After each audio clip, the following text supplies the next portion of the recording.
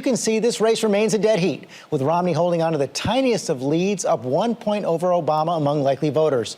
And we have two new polls out this morning from those all-important battlegrounds. First, Virginia, where the Washington Post shows President Obama clinging to a 4-point lead. That's down from 8 points in mid-September.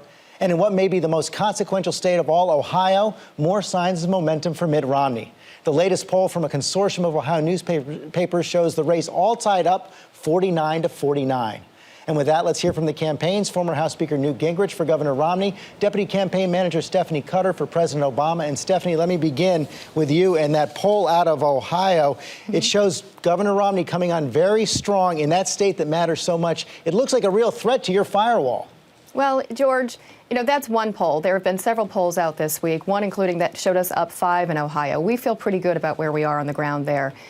In many cases, we're beating Mitt Romney 3-1 in the early vote. Our people are turning out, and they're turning out in very high numbers. We feel good about Ohio. We think we're going to win it.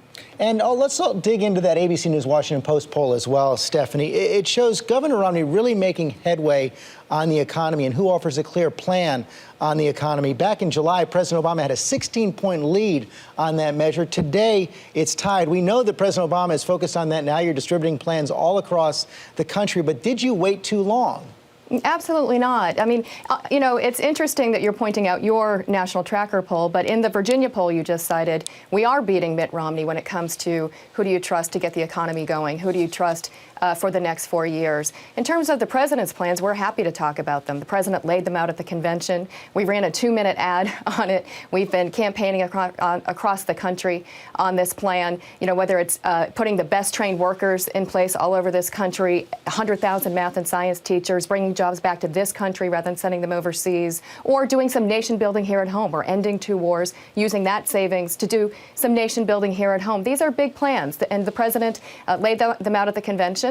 And it's what, you know, a second term of an Obama presidency would mean. So it does stand in sharp contrast to Mitt Romney's plans, which essentially just boils down to a $5 trillion tax cut he can't pay for. So how do you explain why the gap is closed so much?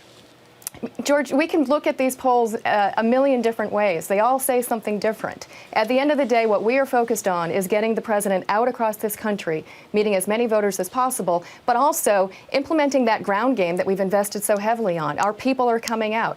Ohio, Florida, the first day of early voting in Florida yesterday. Record numbers of people are coming out to vote. It's something like we've never, ever seen.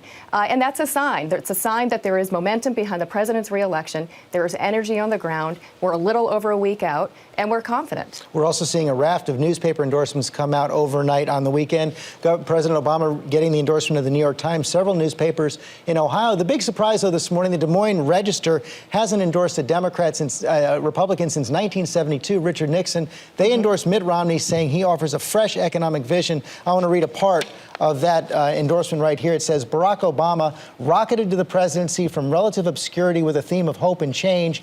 A different reality has marked his presidency. His record on the economy the past 4 years does not suggest he would lead in the direction the nation must go in the next 4 years. How much does this hurt? Well, you know, they endorsed Mitt Romney in the primary. So this is not much of a surprise. It was a little surprising to read that editorial because it didn't seem to be based at all in reality, not just in the president's record, but in Mitt Romney's record. It says that he'd reach across the aisle, which he'd do the exact opposite. It's the exact opposite of what he did in Massachusetts. And of course, over the course of running for president over the last 6 years, he's never once stood up to the far extreme right wing. Just this past week we saw it when he wouldn't take down his ad for Richard Murdoch, who had, you know, it's a now famous comment that it's God's will if a woman gets pregnant through rape. He's not willing to stand up when it matters. So the fact that he's going to bring people together and work across the aisle is just nonsense. And in terms of newspaper endorsements, you know, we feel pretty good about where we are. This morning's bring the Miami Herald, the Pittsburgh Post-Gazette, the New York Times, the Minneapolis Star-Tribune, the Toledo Blade, the Youngstown Vindicator. I could go on. We feel good. There is momentum. There is movement out there with people wanting a second term of an Obama presidency. We feel good about where we are. Finally, let's get into the impact of Hurricane Sandy. We've already seen President Obama cancel trips to Virginia and Colorado. You all have invested so much in the ground game to get out the vote. How much does the hurricane hinder your efforts there? Well, we have to see how it goes. You know, of course, we're all hoping that the hurricane doesn't have huge consequences for people's safety. We've taken every precaution that we possibly can. The president took down a couple of stops so that he could be at the White House to monitor the situation. And of course, he's given every resource he can to state and local partners to ensure that people are safe. So we just have to see how this goes. And of course, we're all hoping for the best and for people's safety. Okay.